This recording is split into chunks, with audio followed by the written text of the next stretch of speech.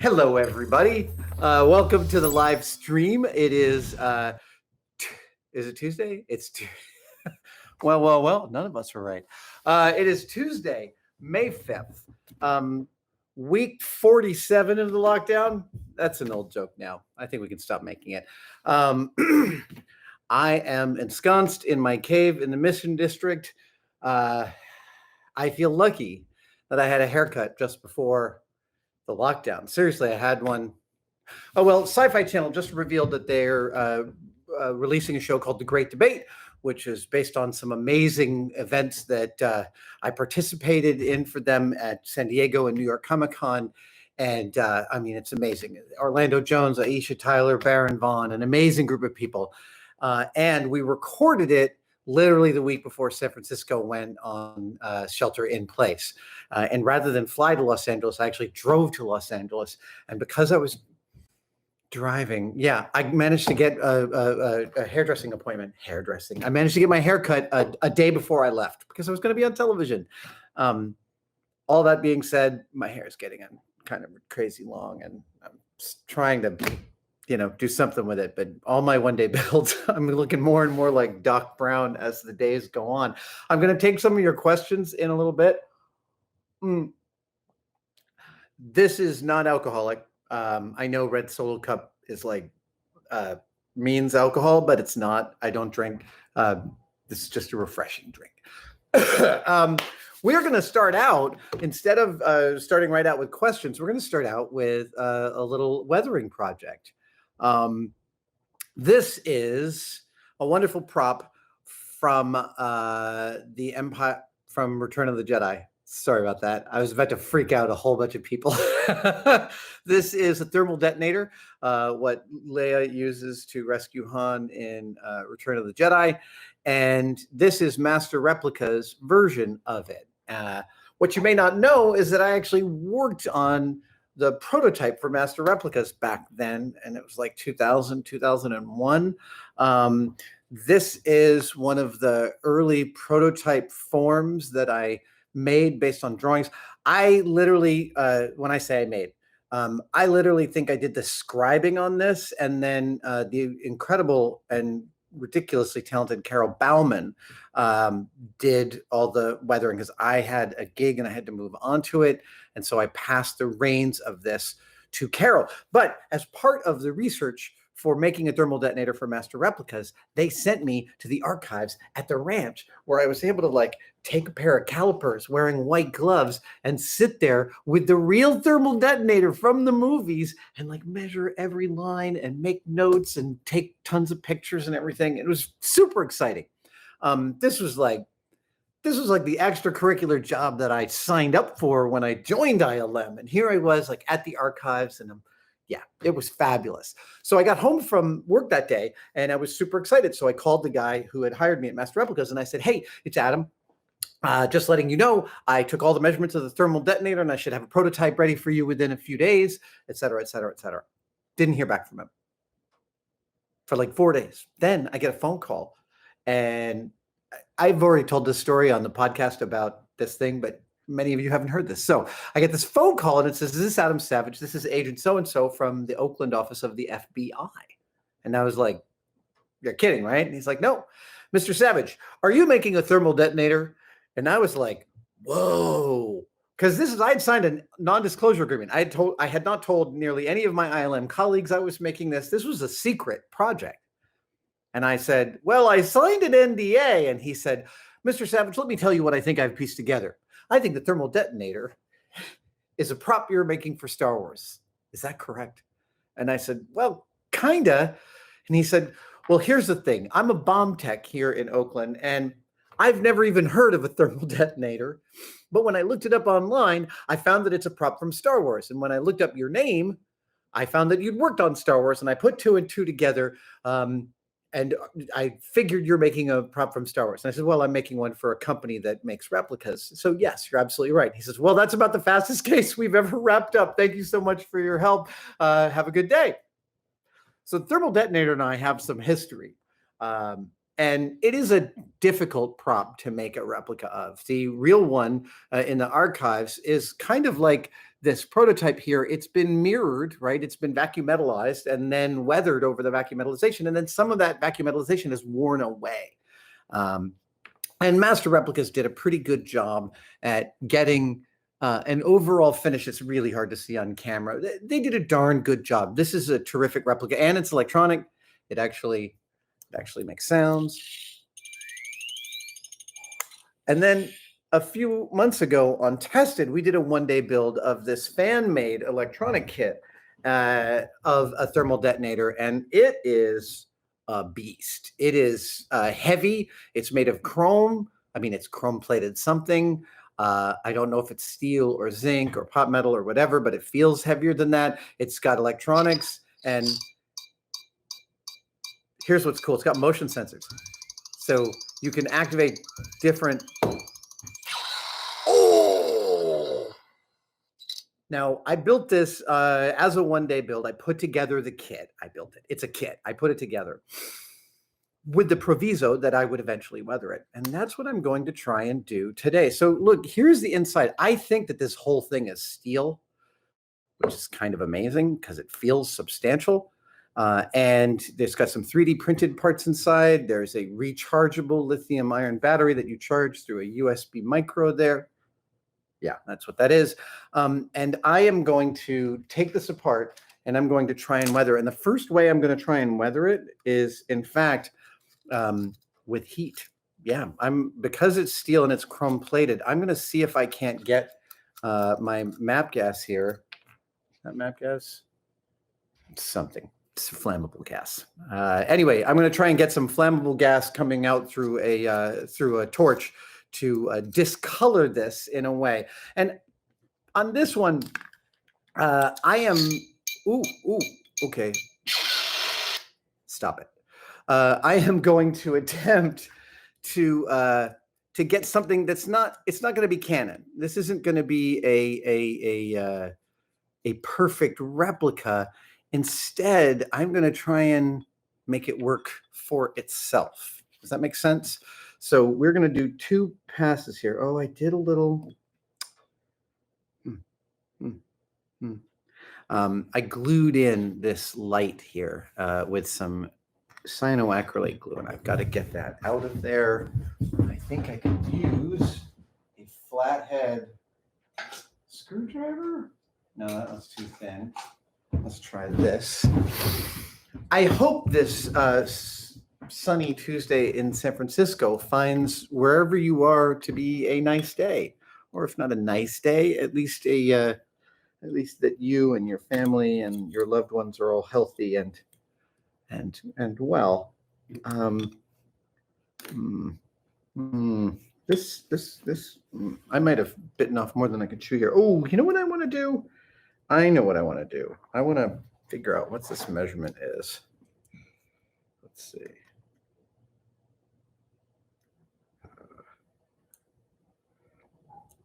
0.45. That is, I've come across, 0.45 inches. I've come across 0.45 a lot recently, like as a canonical measurement. So it's a strange measurement. By that, I mean, I expect things to be like 0.5, but 0.45, I'm not sure I get it. Okay, so let's see here. Those two are about the same height.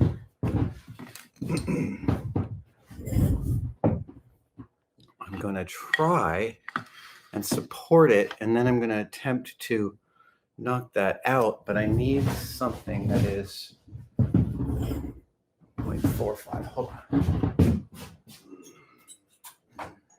Oh, no, that's not big enough. Okay. I've got some transfer punches here, and I think one of these is going to be pretty close to this. Let's see. 0.47. There we go. 0.45. What is 0.45?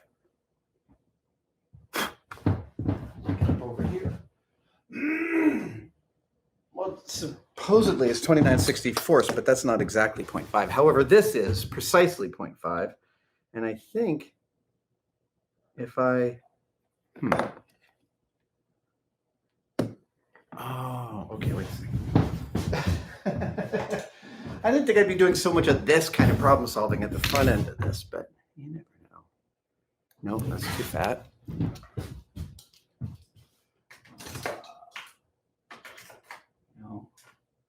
No. Maybe that one. I want to take this stuff out without damaging it. And you know how much I prefer mechanical connections. Okay, so I'm going to see if I can't pull out this LED in here.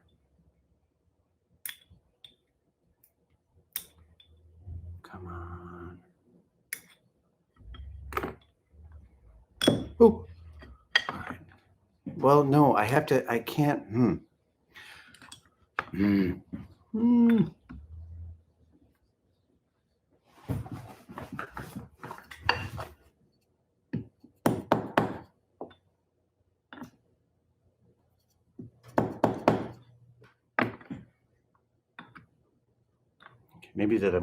Maybe it's just too close. Let's try one size down. That seems like we get a little more latitude. Ooh, hey, that worked. Awesome. Transfer punches are a bunch of basically spiked rods. They have a little perfectly centered spike, and they're rods of every critical dimension that you need. This is a fractional set of transfer punches. If you have a set of holes in one thing, you want to transfer it to another, you clamp the two things together and use a transfer punch in each hole that fits exactly that hole's diameter, and it allows you to find the center or to transfer the center of those holes. This is just one of the ways of doing it. I actually have some other kind of transfer stuff for transferring measurements between one thing and another, and I'm about to do a tool tip about it. Spoiler alert. We're ahead, so even when I do that, you won't see it for like a month or so. Okay, so now I have my two pieces. I have my middle body, and that can go live over here. Those are my weehaws. Now the question is, armature wire. I love this stuff. So let's.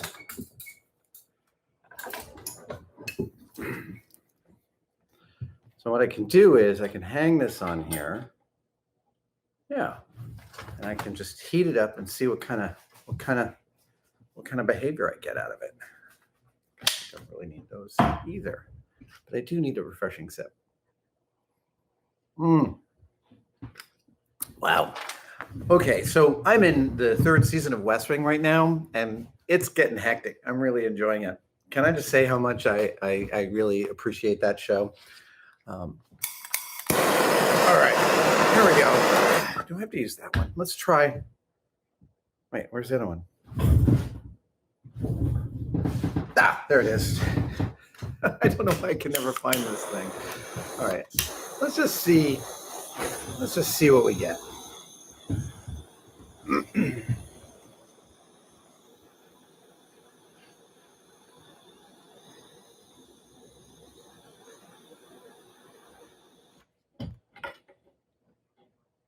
Yeah, can you see it? Yeah, you can see it. There we go.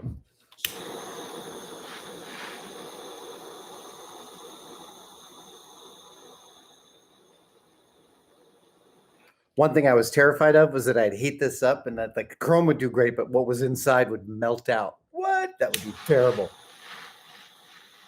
Actually, that's one of the ways they did a really cool effect in Jedi. When the chicken walker gets crushed, what they did was they actually made a chicken walker that they plated in chrome with resin backing, and then or wax, and they melted out the wax. This one's failing because I don't have enough gas in it. All right, we'll go with the bigger guns. Yeah. All right, let's see. I'm not seeing any discoloration just yet. I am seeing myself in a super wide angle with fire, which is kind of cool.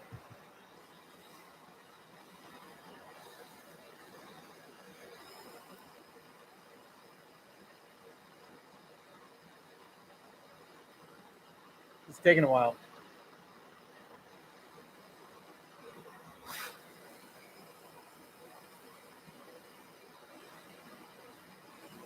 I mean, it is a thick piece of steel, so discoloration is going to take a bit.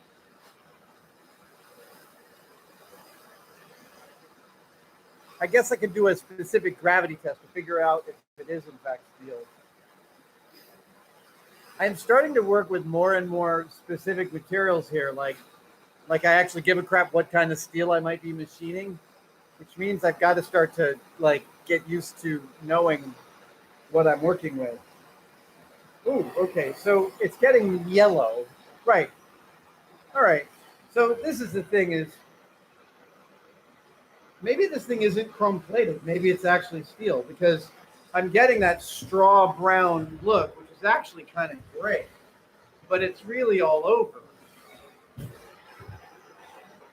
I'm not sure I want to get it all. You know what? Maybe I do want to. Let's see. All right, there's some.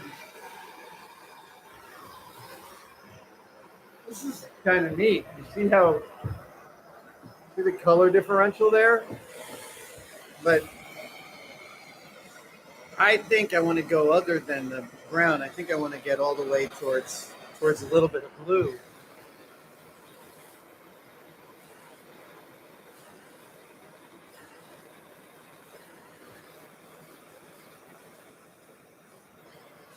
Yeah.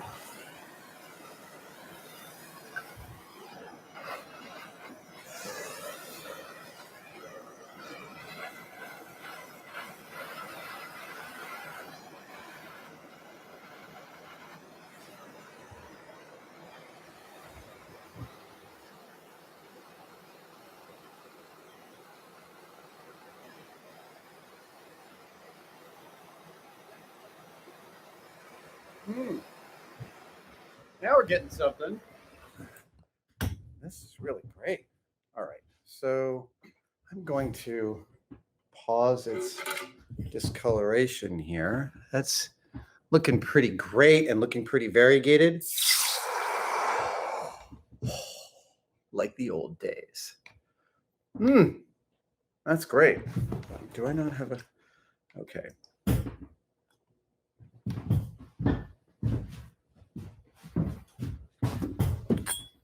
Hey, I don't know how I'm going to hold on to this one. Hang on. Yeah, it's quite warm. All right, I guess that'll do. Yeah. Yeah. There, yeah, all right. Yeah. So normally before you blued something, you would want to clean it really, really well because you don't want any residue on the surface that might affect the uniformity of bluing, the heat bluing. But in this case, I care not. In fact, I want discoloration. I want it to not be perfectly uniform. And that looks cool. This thing, that I'm really pleased with that. Armature wire here, by the way. Every shop should have 20 or 30 feet, a quarter-inch armature wire. It's basically, I think, straight up unalloyed aluminum, and it's fabulous for exactly things like this, little holders and helpers. So I know this is going to take a minute.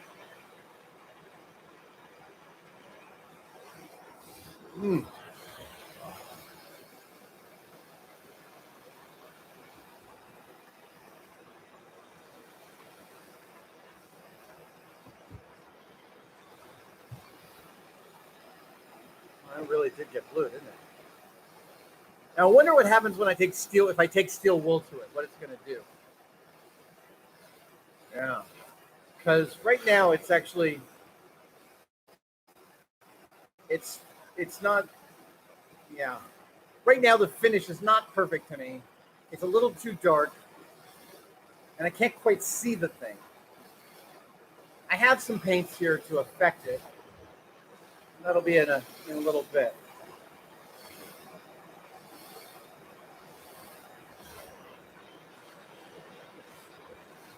I think Kishore made one of these. I was promised one, but I never got one. Sure, what is up with that?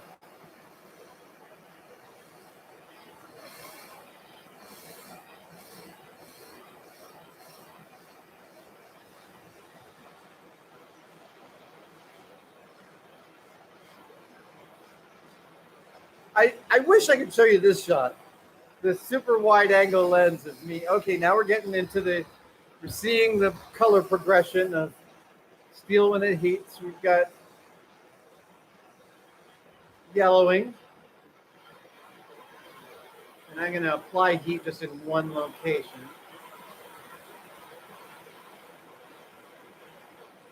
I mean, it's a big, thick piece of steel, so it's hard to super localize the heat.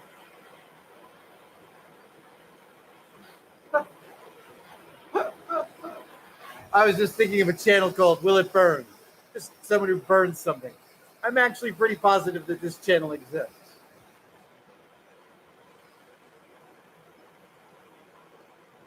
Or someone's starting it right now.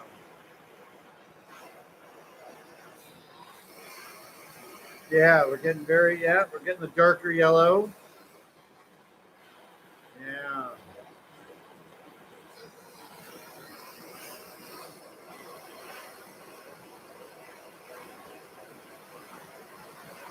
Again, it's in my nature to do this uniformly, but the goal here isn't uniformity. I don't want this thing to drop because I don't want it to hit me because I know that'll hurt. All right, now we're getting, yeah, that's going to be too warm. Okay, now we're getting somewhere. Yeah. Yeah. Oh, nice. Okay, that's really nice. Yeah. Okay, I feel like, yeah. We get some blue around there. All right, let's.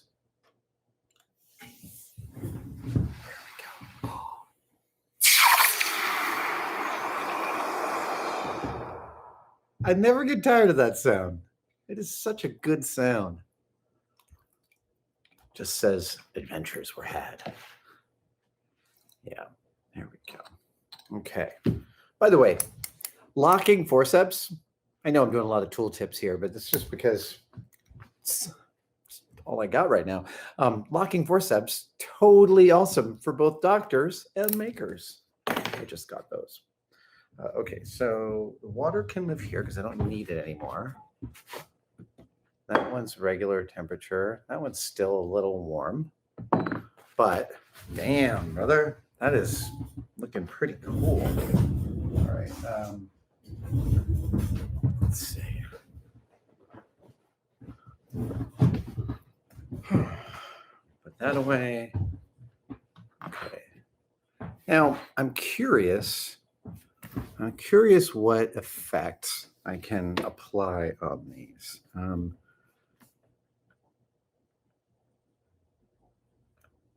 If it's chrome, the steel wool isn't going to do much. Chrome is hard. Chrome is very hard. The thing about chrome is that it's hard, and that's why they use it. It's actually difficult to mar, and that's why it's a great protective coating. Yeah, I am wearing an apron, by the way. Thank you for noticing. There's something about the way I've been moving around the shop the last couple of months that recently I just found myself regularly needing calipers so frequently, and I'll put them down, and I got a pair over there, but I was down to, anyway, I just needed a certain amount of tools on me at all times. I needed a pen, I needed a scribe, I needed a Pica pen and a Sharpie and other stuff. And I went into my closet, back of the bathroom door. I have like 3 or 4 aprons that I've gotten over the years. And somebody made me this apron. I think if you know who made this apron, it's got a star here in the corner. Yeah, you see that? It's got this little 5-pointed star there. This is a fabulous apron. I may make the straps out of a little hardier material because they're quite light, but it's actually great. And I'm moving around the shop these days like my image of what older me, the maker, might have looked like when I was 10 years old. It's like, I'll have my own shop and I'll wear an apron and I'll go around and I'll take care of stuff. And I'll build things that are cool and share them with other people. It all came true. Okay, so the steel wool isn't doing bupkis. Now I'm, kind of working at it pretty hard. So the other question is Scotch Brite, and I think I have. Yeah. Okay. I think I have. What is this? This is type. This is the hard stuff. I think this might work. Let's see here. I want to see if it scratches. Yeah, it does. Okay, so now I want to be careful. I'm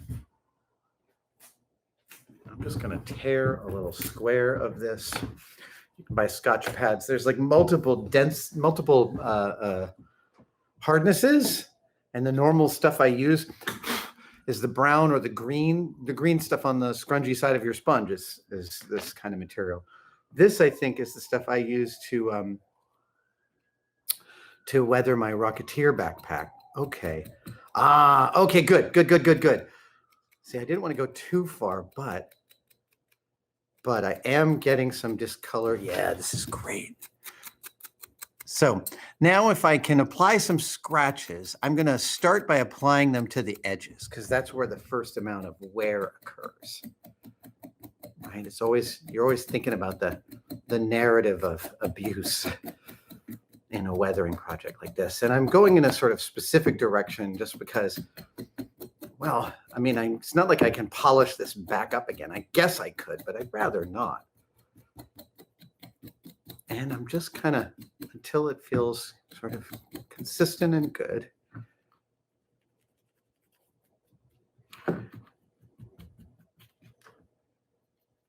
Okay, let's try this thing. I feel like that's pretty neat. Yeah, okay, let's try that, and then we'll go. I always think I'm going to do something for half an hour and then take questions, but it always ends up being like way more than that.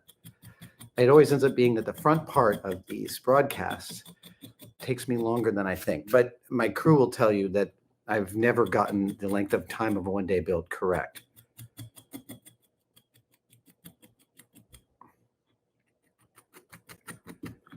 Ooh, yeah. Yeah. Okay, so now I'm starting to get a little bolder, and this is the whole thing. When you're trying out something and you don't know how it's going to go, you want to start timidly, and then you get bolder as you understand how the technique works. But, I mean, frequently you're learning the technique on the thing that you're using the technique on, and that's, feels risky, because it is. All right, so I think I can apply some kind of light scratching to the whole thing. Yeah. And it doesn't get rid of yeah, that's not so bad. It doesn't get rid of the shine, but it mars it a little bit and thus makes it a little easier to see. When something's too shiny, you almost can't look at it. Like it's nothing but reflection coming back at you. I talked about this with my Rocketeer backpack when I first got it back from the chrome plater. I was like so excited when I opened the box. I was so disappointed because I was like, that looks terrible. Okay, this is looking really cool. I'm going to go for a localized spot over here where I'm taking away. Yeah. Okay, and then maybe if I, the steel wool kind of smooths it out. Oh, nice. So now the steel wool takes some of the high points from the scratches I've been putting in, and it sort of evens them out and makes it look a little more nice. This is great. I mean, the great thing about this weathering job is that I'm using almost no paint at all. That scratch is a little too linear to me. I'm using almost no paint at all, which means that it's all about the feel. Yeah, that looks great. All right. So on this, I'm just going to kind of a very light touch, just moving through it. neato. And this is, this sells to me, I look at this and I'm like, what is that thing? And that's what I'm always looking for with one of my prop replications. Fidelity is one thing. And I totally like having a high level of fidelity to the original. But at the same time, I also want that experience.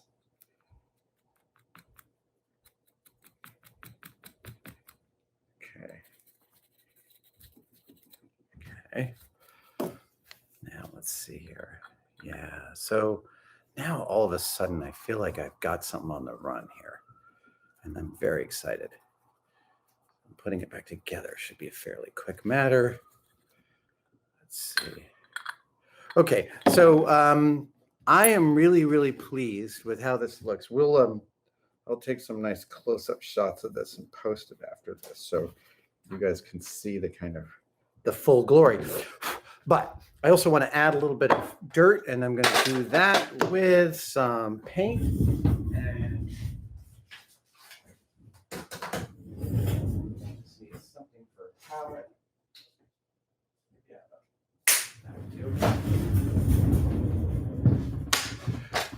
Terpenoid and some paintbrush, and I'm just going to get a little bit of oil paint here, and I'm going to get my brush wet. Always wet your brush before you use paint. Just puts water up into the ferrule, as it were, and keeps paint from getting up in the ferrule, and it elongates the lifespan of your brush. So I know we don't have close-up cameras for this. Here, let's see if I can do this. Here we go. Okay, so I'm going to put some paint in the grooves. In the groove. There we go. Now I'm going to put some paint in the grooves, and then I'm going to take the paint back out of the grooves. That's the whole thing here. I'm just, when something has a groove in it, that groove gets dirty. I'm not talking about Parliament. I'm talking about props. That was a terrible dad joke. Paging Sarah Parkick. Dad jokes. Oh my goodness. I heard a great joke yesterday. My wife, not a jokester, not a person who travels in jokes, told me this great joke yesterday. A woman goes to a dentist and he says, "What seems to be the problem?" And she says, "I think I'm a moth." And he says, "You don't need a dentist. You need a psychiatrist." And she says, "I have a psychiatrist and I'm seeing him regularly." And he said, "Well, then what are you doing here?" And she said, "Your light was on." I love that joke. Okay, let's take the paint back out of the grooves. And again, I'm not going to be too precious about it. I'm just going to do a sort of a downward wipe. Yeah. And all of a sudden, I've got a piece that looks like a very old, there you go, very weathered piece of metal. It also looks like it could be a mini steampunk R2-D2 head. And I like how that looks. Although I can see right now that I need a little more of this action. Oh, and that's actually, I'm wondering that. I wonder if I hit. Yeah, I might want to get a little lighter accent on this. Let's see here.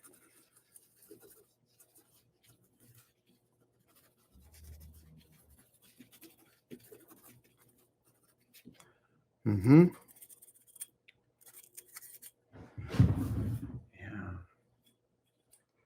Yeah. And just the smallest amount of dirt stays in those grooves, but man, it just tells such a great story. So we're going to do the same thing here. Put some in the groove. I've been listening to a lot of Parliament lately.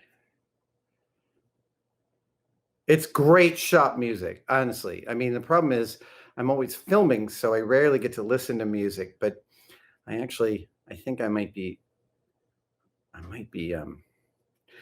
need to actually allocate a certain portion of the week to only build something just for myself so that I have some sort of quiet space. And by quiet space, I mean like a space in which I can play music and just like groove out. Because honestly, there are times when I just want to hear an excellent beat. I just want to put on Daft Punk and listen to that. Okay, so while this is setting, I'm going to take a closer look at this. I'm going to do a second oil pass just to make sure I've got some coverage, but I'm really happy with how this is going. It's going better than I thought it would. There were a lot of ways in which I thought this could have gone poorly, and luckily it has not. So let's just dab, and let's do one of these. Kind of way of spreading the oil around. And the oil paint's getting in all the little scratches, right? Like it's also jumping into the tooth of this thing. Okay, so let's do the same thing. Let's do some dabbing, and then let's do some scratching. Dabbing and scratching. Oh yeah, dude. I'm gonna have to build a really cool case for this, right?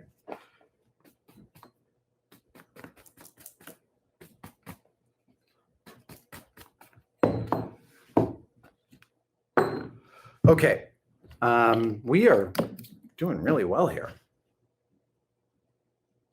That's really good. Okay, so I need some cyanoacrylate.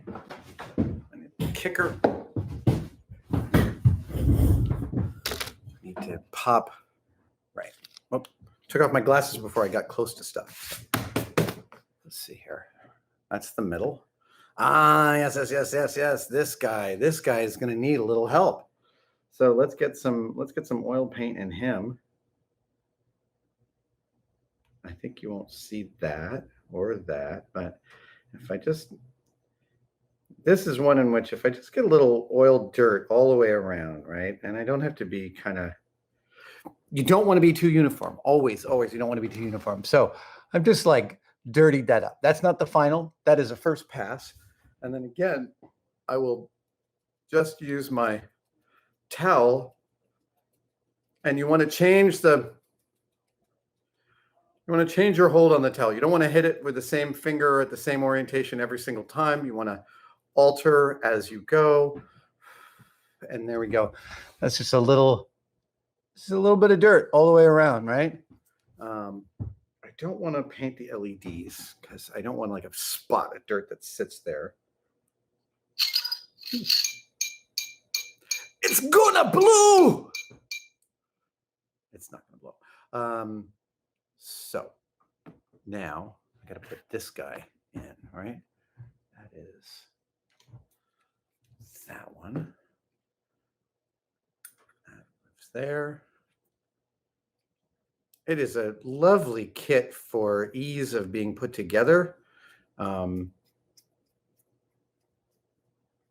Yeah, I was very impressed with this thing.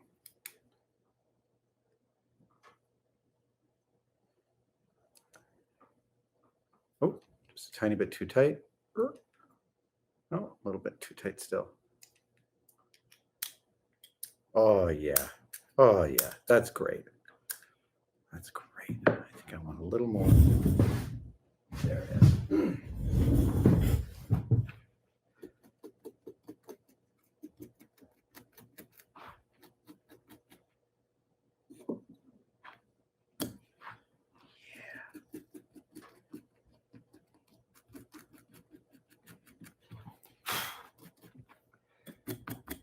Hit the edge again now.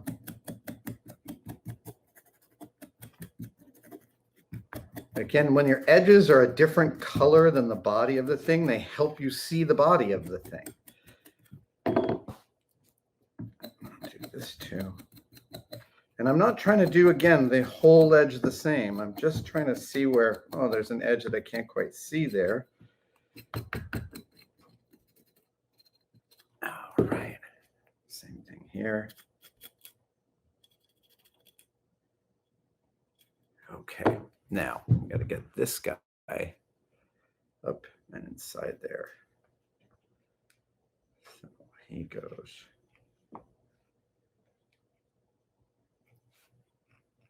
Is that right? Yeah.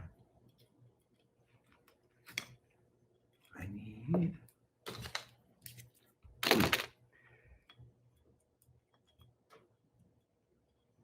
Wheel and. Oh, there we go. Oh, did that work? Oh, no, almost. Come on. That's it. Now you're in. Now I appreciate you. Okay, so let's just see if it looks good. Yep. Ooh, I like the silver ring around the light. Okay, so we should actually be good to assemble, right? That is back, which means that that is the correct assembly.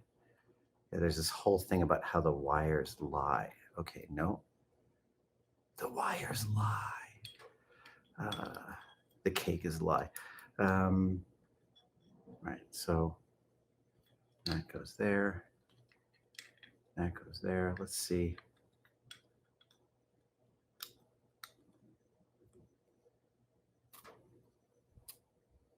Right. Ooh, I forgot to turn it on. That's the thing.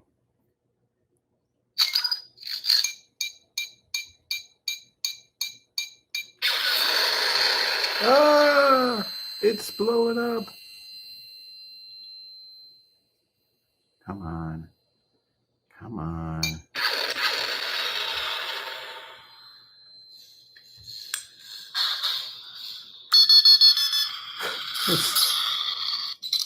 Okay, good. It turns off and it turns on. But no, now you turn off. Okay, so those are my Allens. Put one in there, get it started. And then went. See, that is beautiful manufacturing. There's just no, it just works. And I don't think, do I have that even all the way around, or do I have something stuck in there? Damn it.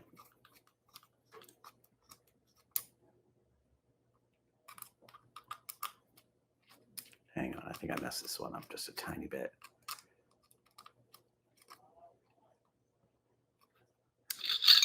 Oh. Yeah, I screwed it up. Oh, I'm sorry. Ah!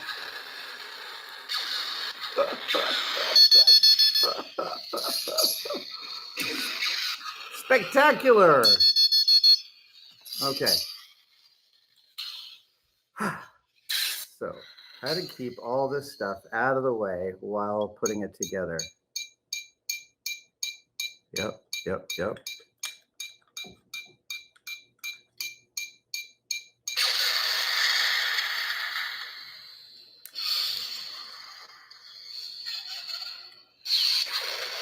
I know.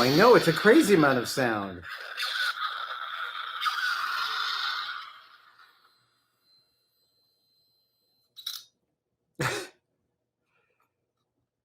Is this, I'm still not convinced I have this thing together correctly, but I guess I have to take it on faith that I do.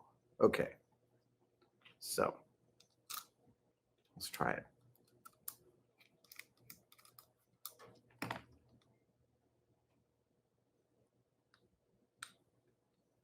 Yeah, I don't see anything. Hang on. There we go.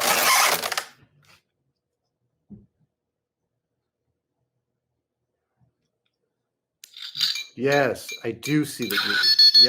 Yep.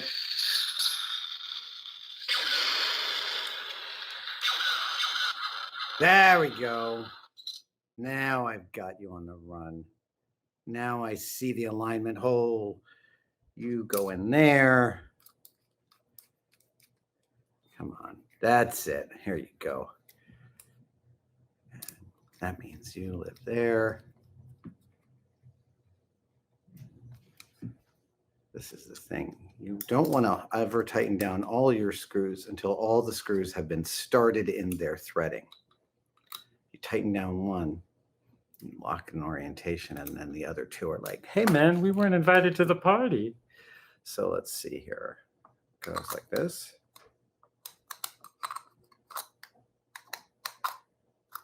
No. Is that it? No, it's not. It's this one. Right. That's the one that goes. There we go. Okay. Ladies and germs. Here, let's get some nice. There we go. Look at that. So to recap, and I'll be taking your questions in a moment. This is fabulous. To recap, here is the Master Replicas thermal detonator.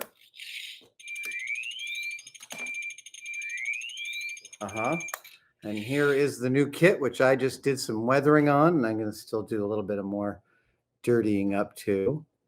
Yeah, that's going to be great. This is going to be an ongoing kind of like get a little grime and stuff on this puppy, but I am really happy with it, and it's way brighter and louder. That's it.